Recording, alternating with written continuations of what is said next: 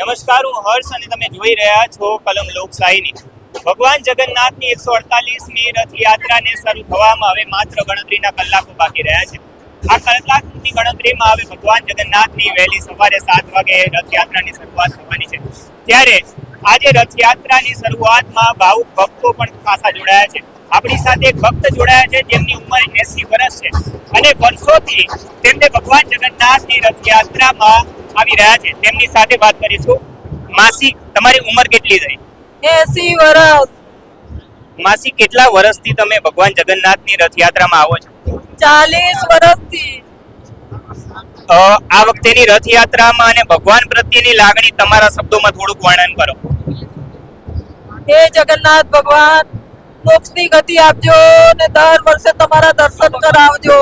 જ્યાં સુધી હું જીવું ત્યાં સુધી તમારા દર્શન કર. બહુ વહીવટ સારો છે. મને હાથ પકડીને અહીંયા લાવ્યા આ લોકો. મને હાથ પકડીને દર્શન કરાવ્યા.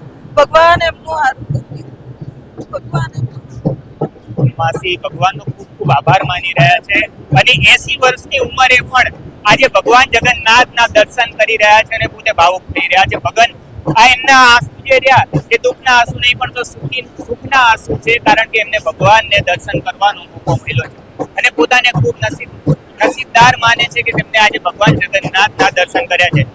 એમના સગામાં તમારા દીકરી છે. દીકરી એમના દીકરી પણ આપણી સાથે વાત કરીશું. બેન, તમે કેટલા વર્ષોથી રથયાત્રા કરી રહ્યા છો? હું લગભગ 20 વર્ષથી મમ્મી સાથે જ આવું છું. એમને જ મને અહીંયા આગળ પ્રેરણા આપી છે દર્શન કરવાની.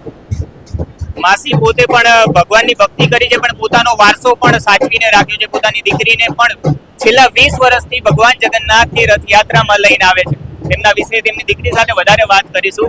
બેન, આ વખતે 148મી રથયાત્રા કેટલો ઉત્સાહ છે અને લોકોને માટે અને તમારા ઘર માટે શું આશીર્વાદ લેવા આવ્યા છો ભગવાન પાસે? ભગવાન પાસે બસ એ જ આશીર્વાદ બાકી છે કે આખું વર્ષ શાંતિથી પસાર થાય અને ભગવાન જે વિમાન અકસ્માતમાં મૃત્યુ પામે બધાને સદગતિ આપે. બસ ભગવાનને એટલી જ પ્રાર્થના છે. મમ્મીની તબિયત સારી રાખે, અમારી બધાની સારી રાખે અને ભગવાન અમદાવાદ ઉપર આશીર્વાદ આપજો કે ભવિષ્યમાં આવી દુર્ઘટના ના બને. ભગવાન હંમેશા રક્ષા કરજો, દરેકની રક્ષા કરજો. ભગવાન જોઈ શકાય છે કે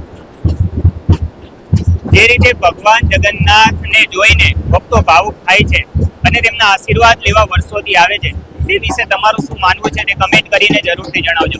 તેમજ અમારી ચેનલ કલમ લોકશાહીને લાઈક, શેર અને સબસ્ક્રાઇબ કરવાનું ભૂલશો નહીં. નમસ્કાર.